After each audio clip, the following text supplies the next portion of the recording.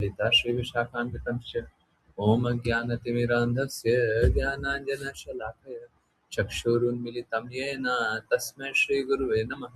श्रीचैतन्यमनोभीष्टं स्थापितं येन भूतले स्वयं रूपः कदा मह्यं ददाति स्वपदान्तिकं। नमो विष्णुपादाय कृष्णपृष्ठाय भूतले श्रीमद्भक्तिवेदान्त स्वामिनिति नामिने नमस्ते सरस्वती देवे गौरवाणी प्रचारिणे निर्विशेष शून्यवादी पाश्चात्य देशतारिणे तप्त कांचन गौरांगी राधे वृंदावनेश्वरी वृषभानुसुते देवी प्रणमामि हरिप्रिय। जय श्री कृष्ण चैतन्य प्रभु नित्यानंद श्री अद्वैत गदाधर श्रीवासादि गौरभक्तवृंद। हरे कृष्णा कृष्ण कृष्ण हरे हरे हरे राम राम राम हरे हरे। हरे कृष्णा कृष्ण कृष्ण हरे हरे हरे राम राम राम हरे हरे। हरे कृष्णा कृष्ण कृष्ण हरे हरे हरे राम राम राम हरे हरे। वाञ्छाकल्पतरुभ्यश्च कृपा सिन्धुभ्य एव च पतितानां पावनेभ्यो वैष्णवेभ्यो नमो नमः। Hare Krishna,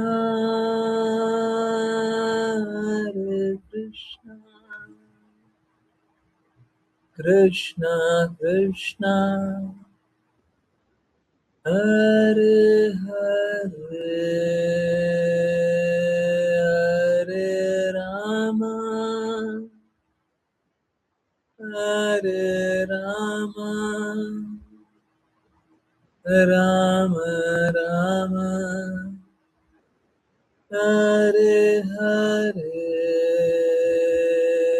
Hare Krishna, Hare Krishna, Krishna Krishna, Hare Hare, Hare Rama,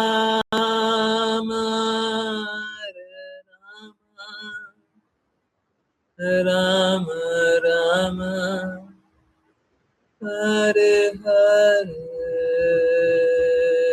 Hare Krishna, Hare Krishna,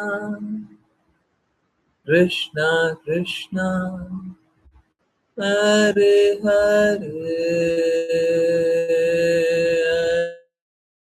Hare Rama, Hare Rama, Rama Rama, Hare Hare, Hare Krishna, Hare Krishna, Krishna Krishna, Hare Hare, Hare Rama, Hare Rama, Rama Rama, Hare Hare, Hare Krishna, Hare Krishna, Krishna Krishna, Hare Hare, Hare Rama, Hare Rama, Rama Rama, Hare Hare, Hare Krishna, Hare Krishna, Krishna Krishna, Hare Hare, Hare Rama, Hare Rama, Rama Rama, Hare Hare, Hare Krishna, Hare Krishna, Krishna Krishna, Hare Hare, Hare Rama, Hare Rama, Rama Rama, Hare Hare, Hare Krishna,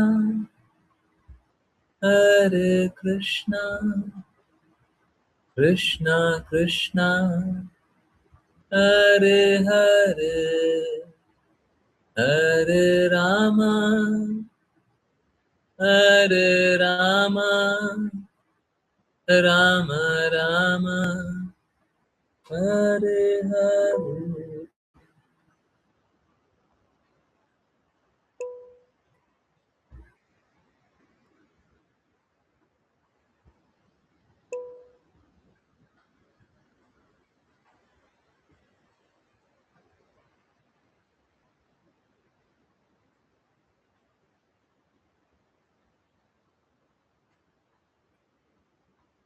हरे Krishna everyone, बहुत बहुत धन्यवाद सभी को join करने के लिए। अध्याय 3 श्लोक नंबर 14 पे कंटिन्यू करते हैं। हरे कृष्णा। कंटिन्यू करेंगे आज भी फुल बोलिए हरे कृष्णा। हरे कृष्ण गुरु जी। अध्याय 3 श्लोक 14। पर्यायवाची शब्द अन्नात अर्थात अन्न से, भवंती अर्थात उत्पन्न होते हैं, भूतानी अर्थात समस्त प्राणी, पर्जन्यात अर्थात वर्षा से, अन्न अर्थात अन्न, संभव अर्थात उत्पन्न होता है, यज्ञात अर्थात यज्ञ के अनुष्ठान से, भवती अर्थात संभव होता है, पर्जन्य अर्थात वर्षा, यज्ञ अर्थात यज्ञ, कर्म अर्थात निर्धारित कर्तव्यों से, समुद्ध भव अर्थात उत्पन्न होता है। अनुवाद: समस्त जीवधारी अन्न पर निर्भर हैं, जो वर्षा से उत्पन्न होता है।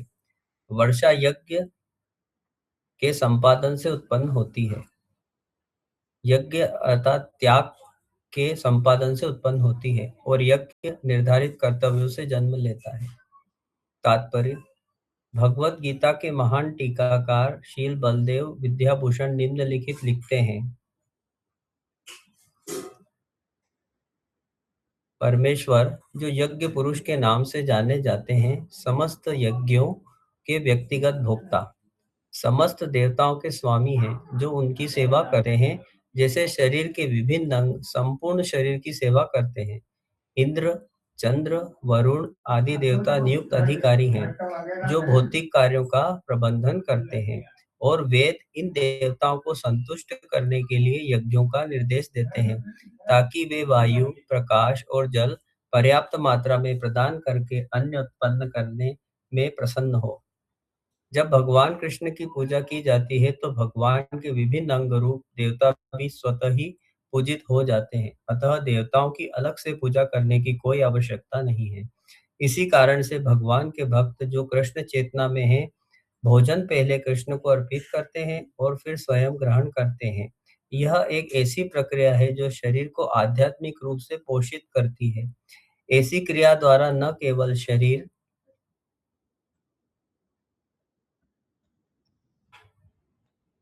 इसी क्रिया द्वारा न केवल शरीर में विद्यमान पूर्व के पाप कर्म नष्ट हो जाते हैं, बल्कि शरीर भौतिक प्रकृति के समस्त संसर्ग से सुरक्षित हो जाता है। जब कोई महामारी फैलती है, तो एक एंटीसेप्टिक टीका व्यक्ति को ऐसी महामारी के आक्रमण से बचाता है। इसी प्रकार भगवान विष्णु को अर्पित किया गया भोजन हमारे द्वारा ग्रहण किए जाने पर हमें भौतिक प्रभाव के प्रति पर्याप्त रूप से प्रतिरोधी बना देता है। जो इस पद्धति का अभ्यस्त होता है, उसे भगवान का भक्त कहा जाता है। अतः कृष्ण चेतना में स्थित व्यक्ति जो केवल कृष्ण को अर्पित किया गया भोजन ही ग्रहण करता है, आत्म साक्षात्कार की प्रगति में बाधक पूर्व के समस्त भौतिक संसर्गों के प्रतिक्रियाओं का प्रतिकार कर सकता है। दूसरी ओर जो ऐसा नहीं करता, वह पाप कर्मों की मात्रा को निरंतर बढ़ाता रहता है और यह अगले शरीर को सूअरों और कुत्तों के समान बनने के लिए तैयार करता है, ताकि समस्त पापों के फल भुगत सके।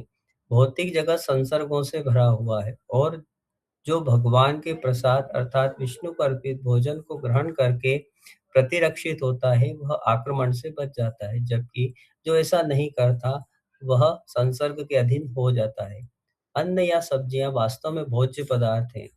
मनुष्य विभिन्न प्रकार के अन्न, सब्जियां, फल आदि खाता है और पशु अन्न एवं सब्जियों के अवशेष, घास, पौधे आदि खाते हैं। मांसाहारी मनुष्यों को भी पशुओं को खाने के लिए वनस्पति उत्पादन पर निर्भर रहना पड़ता है। अतः अंततः हमें खेतों के उत्पादन पर निर्भर रहना पड़ता है, न कि बड़े कारखानों के उत्पादन पर। खेतों का उत्पादन आकाश से पर्याप्त वर्षा पर निर्भर करता है और ऐसी वर्षा इंद्र, सूर्य, चंद्र आदि देवताओं द्वारा नियंत्रित की जाती है, जो सभी भगवान के सेवक हैं। भगवान यज्ञों द्वारा संतुष्ट हो सकते हैं, अतः जो उन्हें संपादित नहीं कर सकता, वह स्वयं को अभाव की स्थिति में पाएगा। यह प्रकृति का नियम है। यज्ञ विशेष रूप से इस युग के लिए निर्धारित संकीर्तन यज्ञ को अतः आवश्यक अवश्य संपादित किया जाना चाहिए, ताकि हमें कम से कम खाद्य आपूर्ति के अभाव से बचाया जा सके। हरे कृष्ण। हरे कृष्णा, हरे कृष्णा। देखिए,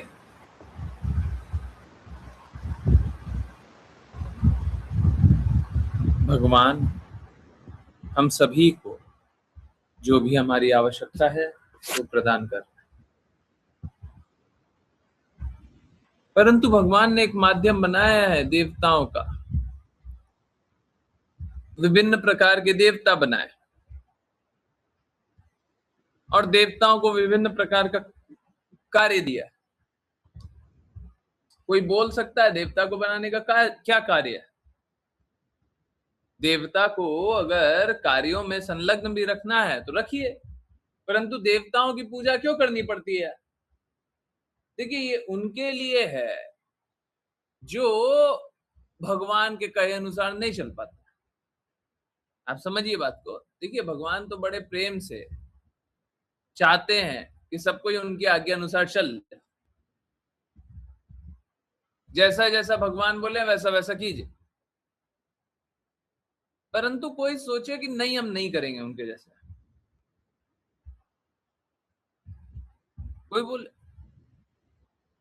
कोई सोचे हम गुरु के, भगवान के प्रतिनिधि के जैसे नहीं करेंगे, जैसे जैसा वो बोलते वैसा वैसा नहीं करेंगे। तो देखिए क्या होता है, वो सभी लोग जो पालन नहीं करते हैं, वो सभी लोग भौतिक जगत के नियमों से बद्ध है। उनको देवी देवता का नियम को स्वीकारना पड़ेगा। प्रॉब्लम क्या है? प्रॉब्लम ये है कि देवी देवता हैं 33 कोटि, कितने तो देवी देवता, और किस किस को आप प्रसन्न कर पाइएगा?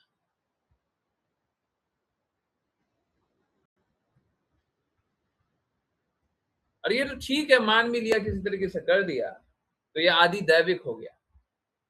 अब ये आदि भौतिक भी कष्ट होगा है। दूसरे जो शरीरधारी हैं उनसे कष्ट होगा, और फिर अपने शरीर से कष्ट होगा। इन सब कष्टों से कैसे बच सकते हैं? बच ही नहीं सकते। तो कहने का अर्थ, आप देवी देवता के भी नियम के अनुसार नहीं चल पाइएगा। पर कोई भगवान की बातें स्वीकारना ही नहीं चाहता, प्रेम के मार्ग को अस्वीकार कर दिया, तो देवी देवता का मार्ग बचा हुआ है। बहुत लोग प्रेम के मार्ग को अस्वीकार कर देते। चलो ठीक है, देवी देवता के नियम के अंतर्गत हुआ। अगर किसी ने ऐसे प्रेम के मार्ग को अस्वीकार कर दिया तो देवी देवता के नियम के अंतर्गत, और उनको झेलना पड़ेगा, वो नियमों के अधीन ही रहेंगे।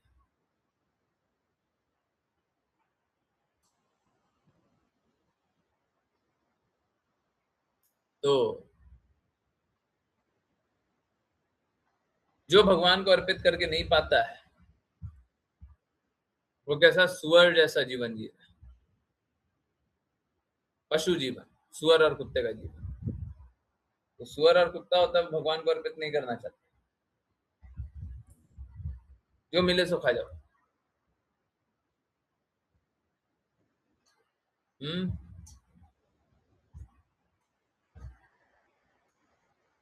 इस प्रकार का जीवन।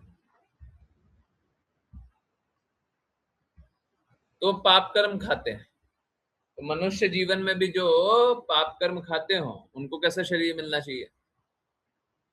उनको कुत्तों और सुअर के समान शरीर मिलना चाहिए, ताकि वे विभिन्न प्रकार का पाप खा पाए। ये बात अच्छी नहीं है। अच्छा तो यही है, जिस प्रकार से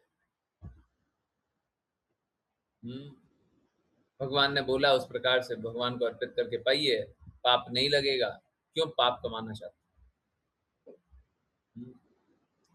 तो भगवान बता रहे हैं कि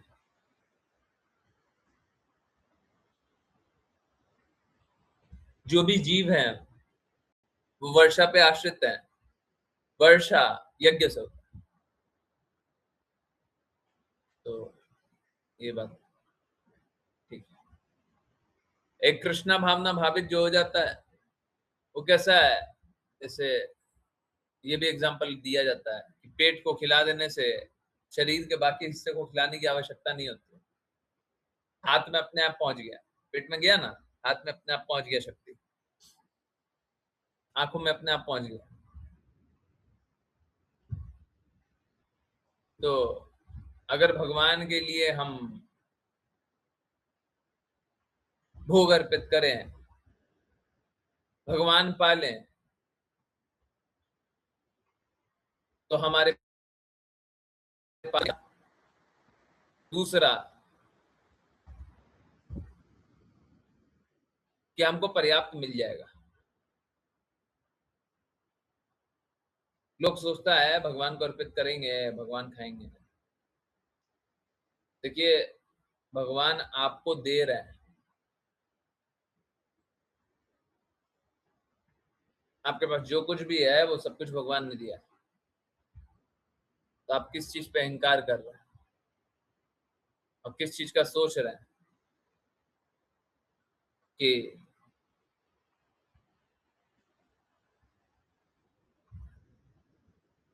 भगवान ले लिए। तो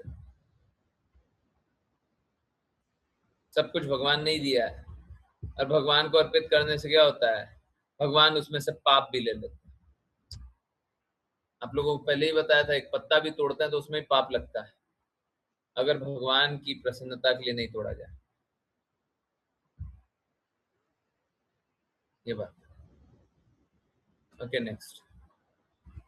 अश्लेषा माता जी, हरे कृष्ण। हरे कृष्ण गुरु जी। कर्म यानी कर्म, ब्रह्म यानी वेदों से उद्भवम यानी उत्पन्न, विद्धि यानी जानो, ब्रह्मा यानी वेद, अक्षर यानी परब्रह्म भगवान, समुद्भवम यानी सीधे प्रकट हुए, तस्मात् यानी इसलिए, सर्वगतम यानी सर्वव्यापी, ब्रह्म यानी परमात्मा, नित्यम यानी नित्य, यज्ञ यानी यज्ञ में, प्रतिष्ठितम यानी स्थित।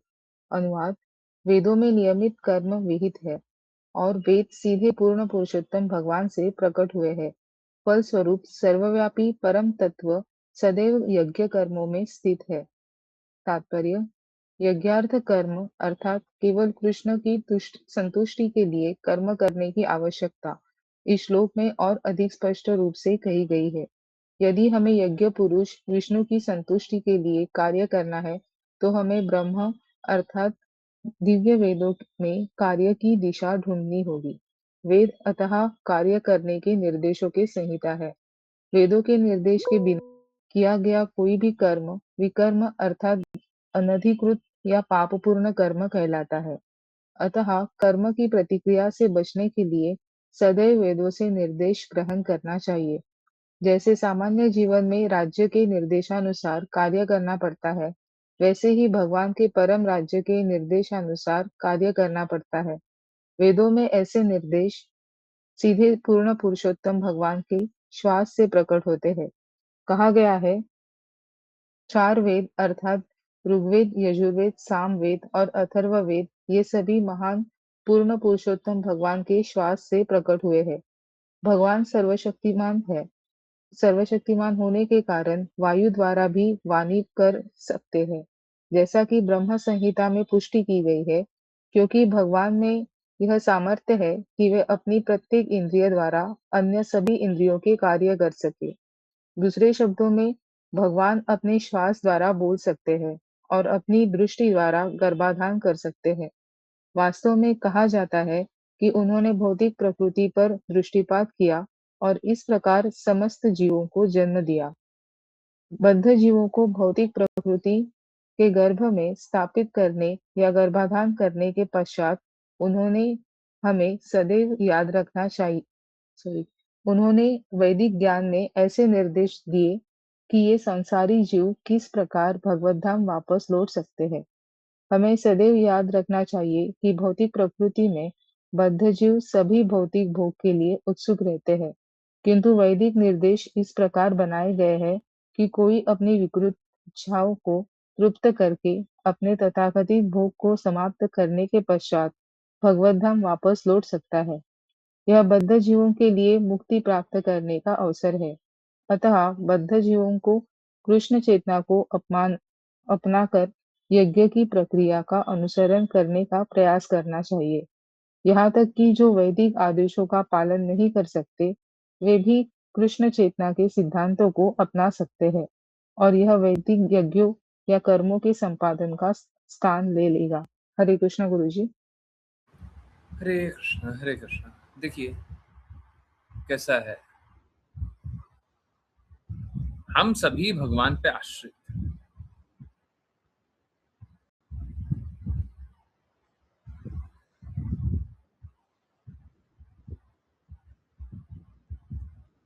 हम सभी भगवान के नियम पे आश्रित हैं।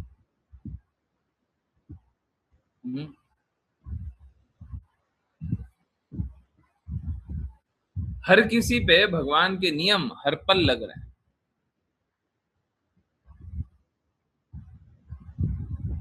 कोई भगवान के नियम के विपरीत भी चलना चाहे, उस पे भी भगवान के नियम लग रहे हैं। स्वतंत्र होकर के कोई अपना जीवन नहीं जी सकता।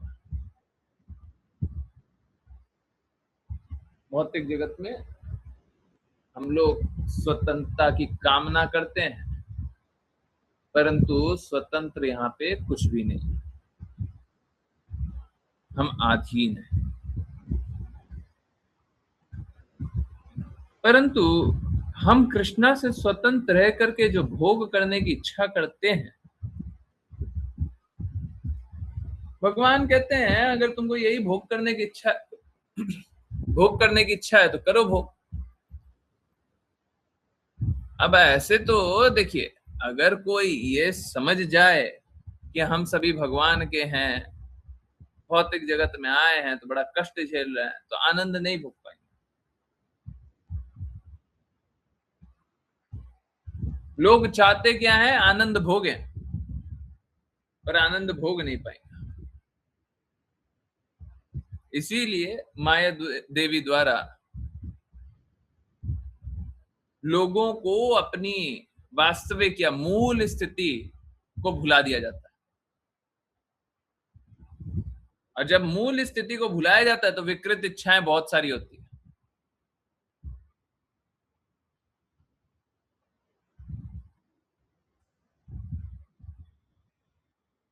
जब हम कृष्णा से स्वतंत्र रह करके आनंद लेना चाहते हैं तो बहुत सारी विकृत इच्छाएं आ जाती हैं। अब ये विकृत इच्छा जब तक पूरी नहीं होगी, तब तक हम अपने आप को बड़ा प्रताड़ित अनुभव करेंगे।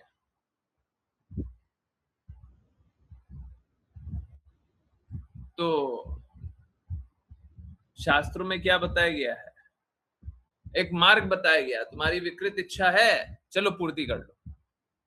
तो पूर्ति करने का मार्ग बताया गया, इस तरीके से पूर्ति कर दो, तुम उस तरीके से पूर्ति कर लो। तो सभी को पूर्ति का मार्ग बताया गया। जब पूर्ति हो जाए, थक जाओ, तब जाकर के वैदिक नियमों का पालन कर लेना। क्या फायदा हुआ जी?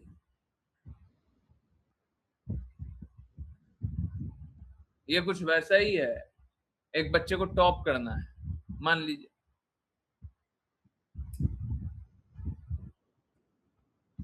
तो स्कूल ने बोला कि टॉप मत करो। देखो तुम्हारी इच्छा है, बहुत सारी इच्छा है, एक काम करो, फेल करो, तुम अपनी इच्छा को पूरी करो। तो एक साल बच्चे ने क्या किया? बहुत सारी इच्छाएं थी, उसको पूरा किया। दूसरे साल फिर से आया वही बच्चा, वही क्लास। अब क्या हुआ, बच्चे को फिर से बोला गया देखो तुम्हारी अभी भी इच्छा है, तुम एक काम करो फिर से तृप्ति करो। बच्चा फिर से तृप्ति किया, फिर से फेल हो गया। बड़ा विकट समस्या है। तीसरे साल फिर आया, फिर बोला कि नहीं नहीं देखो तुमने अलग अलग इच्छाएं और बना ली, तुम वो भी तृप्त कर लो। ऐसे करते करते 5-7 साल बाद बच्चा बोला कि बहुत साल हो गए, अब हमको एग्जाम दे लेने दीजिए, हमको टॉप करना था। बोले सारी इच्छाएं समाप्त हो गई तुम्हारी? बोले एक और है। जाओ जाओ पूरा करके आओ। इस बार गया, पूरा करके आ गया। देखिए ये पूरा होना तो संभव नहीं है भौतिक जगत पर, परंतु मान लीजिए पूरा हो गया। तो अब क्या है, अब उसको एग्जाम देने का मौका दिया जा रहा है, और अब बोला जा रहा है 8वें साल, अब बोला जा रहा है कि कोई बात नहीं 7 साल तक तो तुम घूमे हैं, 7 साल तक तो तुम घूमे, 7 साल तक तो तुमने बहुत सारा काम किया, 8वां साल हो रहा है, अब एक काम करो अब एग्जाम दे दो। बोला हाँ अब कोई इच्छा नहीं, अब एग्जाम दिया अब टॉप कर गया। आपको ऐसा वाला बच्चा बनना है क्या? 7 साल फेल होना है? अगर आपको फेल होना है तो ये तो आपका इच्छा हो सकता है, हम तो फेलियर नहीं बनाते। हम तो बोलते हैं अभी के अभी भगवान की बातों को स्वीकारिए, और जब धीरे धीरे भगवान की बातों को स्वीकारते रहिएगा तो हृदय शुद्ध होगा। हम तो यही बोलेंगे, हम ये नहीं बोलेंगे कि आप अभी कुछ सालों तक ये काम कीजिए, फिर वो काम कीजिए, फिर वो काम कीजिए, फिर वो काम कीजिए, शुद्धि करते करते करते करते करते जन्म जन्मांतर लगा दीजिए, लगाइए लगाइए लगाइए, फिर मौका मिलेगा फिर जाकर के भक्ति करना।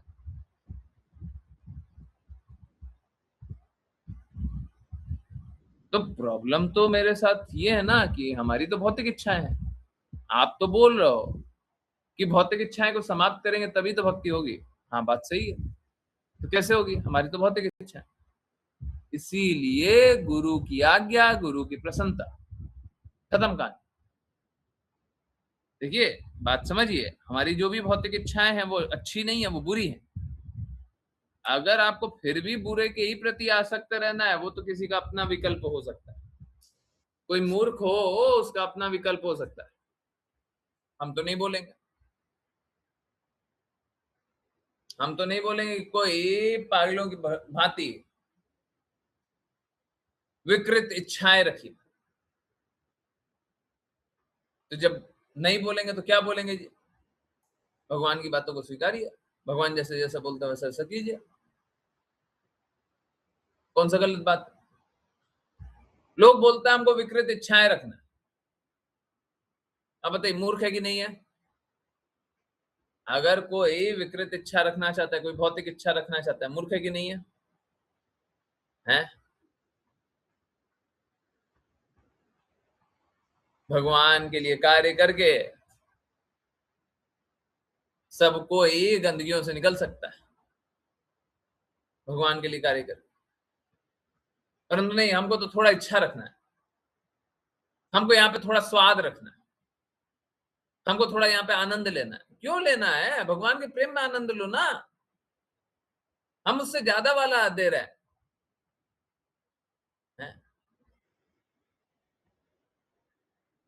मुस्कान माता जी का तो जी लिखने में दो लेटर लिखना उसमें ही फॉल्ट होने, कमाल है माता जी, पीएचडी कर रखी है।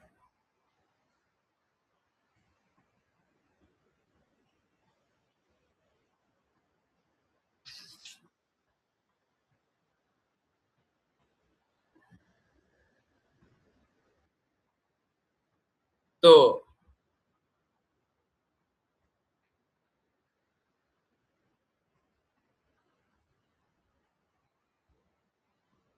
इस भौतिक जगत में आनंद लेना चाहता है तो उसको कोई आनंद नहीं आएगा। क्या लाभ है? अगर बाई एनी चांस आनंद भी आता तो अलग बात। कोई आनंद लेना चाहता है, आनंद भी नहीं आएगा तो क्या फायदा हुआ? क्या फायदा हुआ? भौतिक इच्छाएं रख करके क्या फायदा हुआ? हम्म? तो हम लोगों को भौतिक इच्छाएं गुरु की आज्ञा अनुसार छोड़ देनी चाहिए। बस कृष्णा की इच्छा कीजिए, कृष्णा के लिए कार्य कीजिए, मुश्किल बात नहीं है, सब कुछ शुद्ध हो जाएगा। बहुत आसान। जो भी भौतिक जगत में जिसको भी जानते हैं सभी को कृष्णा के बारे में बताइए।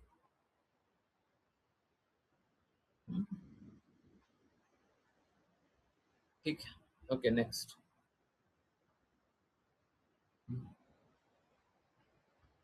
और कोई?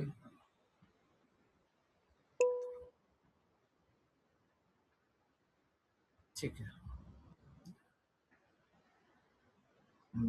समय ज्यादा है नहीं। ओके ले लेता हूं। विपुल प्रभु जी, हरे कृष्ण।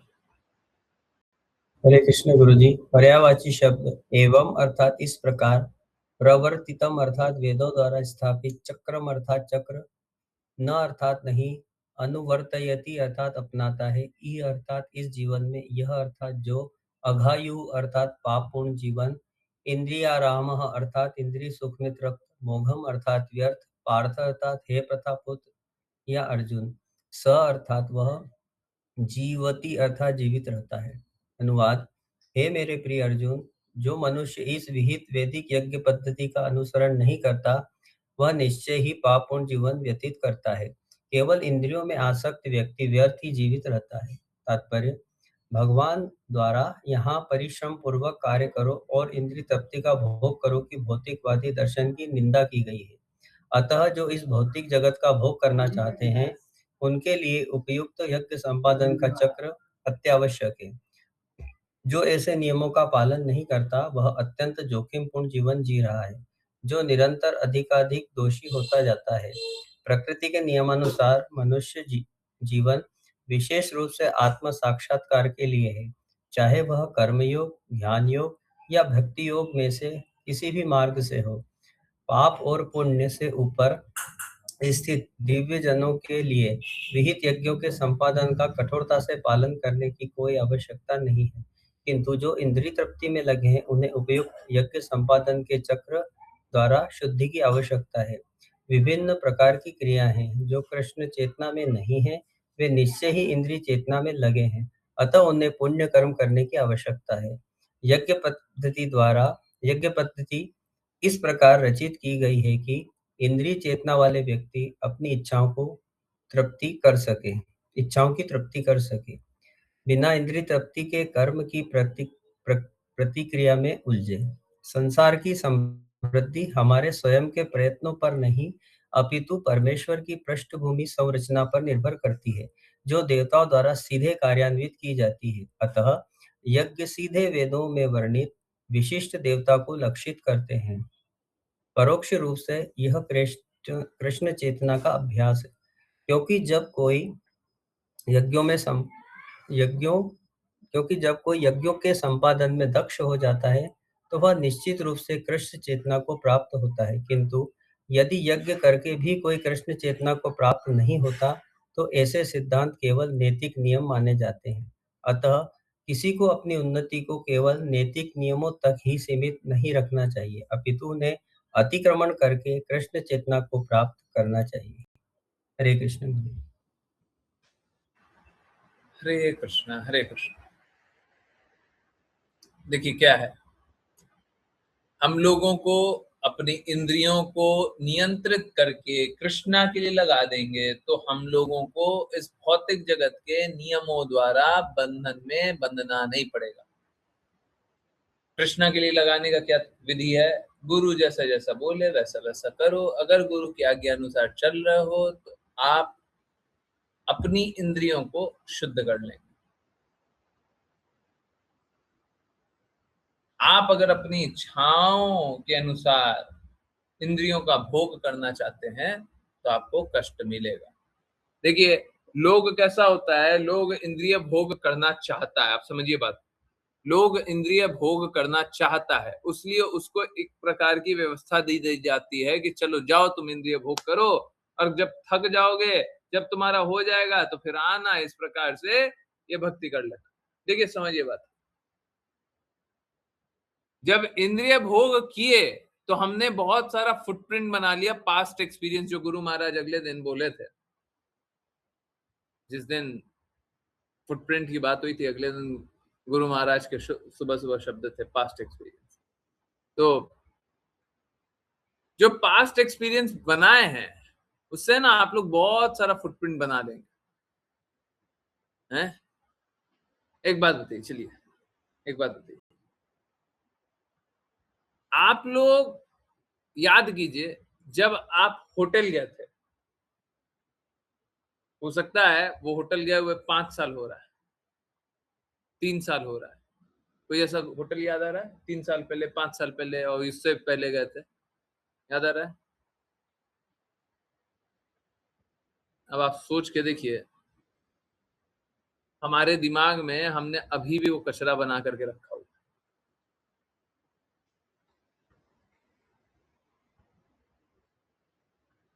और हम सोचते क्या है कि हमको भौतिक आकर्षण है, हम सोचते ही हमको भौतिक आकर्षण है। तो ये जितना भौतिक आकर्षण है ना, ये सबको निकालना पड़ेगा, एक एक को निकाल करके बाहर फेंकना पड़ेगा।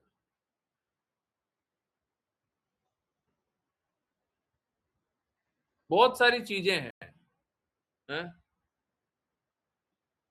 जैसे मैं आपको एक एग्जांपल दूं, क्लास 6 में आप लोग सब पढ़े होंगे, जो आज से कम 5-7 साल 8 साल पहले पढ़े हो, क्लास 6 का क्लासरूम कैसा आपको याद था? और अगर नहीं, अभी थोड़ा जैसे आशी बिटिया होगी, हो सकता है क्लास 6 5 साल नहीं हो रहा हो, तो ठीक है, थोड़ा और पीछे चले जाओ, क्लासरूम कैसा था याद है?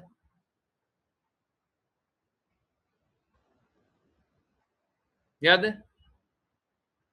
हम्म, याद है?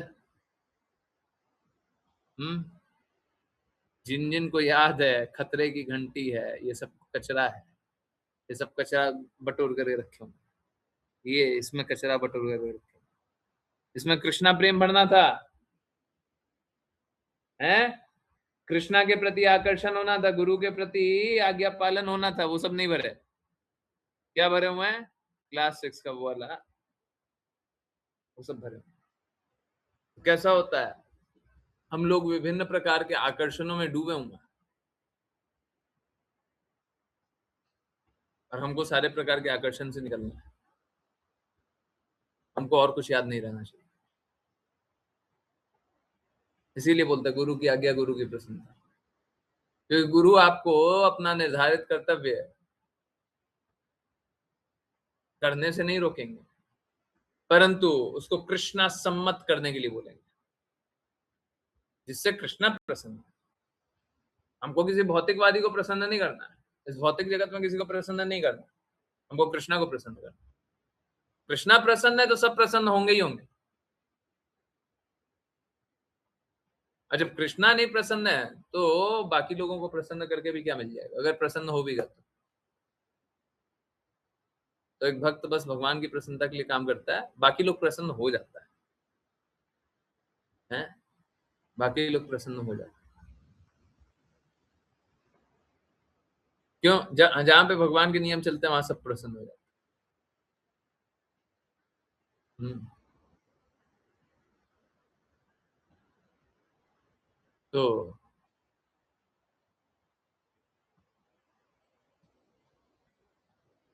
जो कृष्ण चेतना में नहीं है, वे निश्चय ही इंद्र चेतना में है, अतः उन्हें पुण्य कर्म करने की आवश्यकता है, मतलब पाप पूर्ण कार्य में लगे हों, है ना? पहले भी कहीं पे लिखा हो पाप पूर्ण कार्य में। तो जो कृष्ण चेतना में नहीं है, मतलब सब कुछ भगवान कृष्ण के लिए नहीं कर रहा, वो अपने आप ही पाप कर रहा, उसको कुछ विशेष पाप करने की आवश्यकता नहीं। जो गुरु की आज्ञा अनुसार नहीं चल रहा वो अपने आप ही पाप कर, ये बहुत है। आई होप आपको सारी बातें समझ में आई हो। चलिए अब करते हैं वैष्णव प्रणाम मंत्र। फिर किन्हीं कोई भी जिज्ञासा होगी, कुछ भी होगा, चैट में लिख दीजिएगा, हैंड रेज कर लीजिएगा। करते हैं वैष्णव प्रणाम मंत्र। ऋतु माता जी, हरे कृष्ण। हरे कृष्ण गुरुजी। वाञ्छकल्पतरुभ्यश्च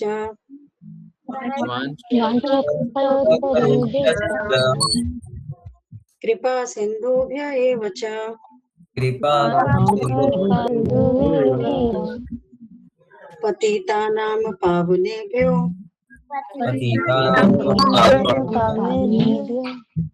वैष्णवेभ्यो नमो नमः। अनंत कोटि वैष्णव वृंद की जय।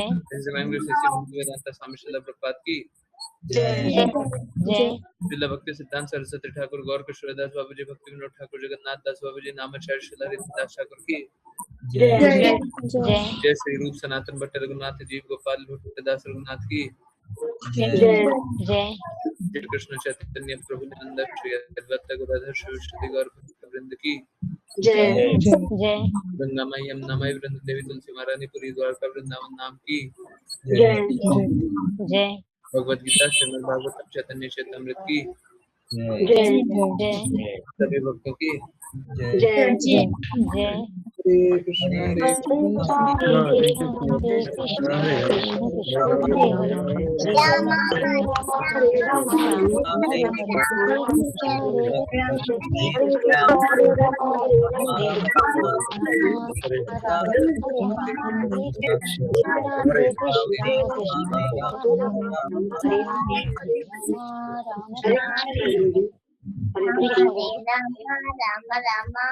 हरे हरे कृष्ण गुरुजी।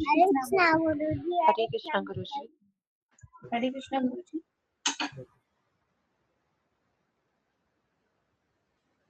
हरे कृष्ण हरे कृष्ण। किन्हीं की जिज्ञासा है? आई डोंट थिंक किन्हीं की जिज्ञासा है। चलिए कंटिन्यू करते हैं, और बाकी जिज्ञासा रहे तो 10-15 को पूछ लीजिए।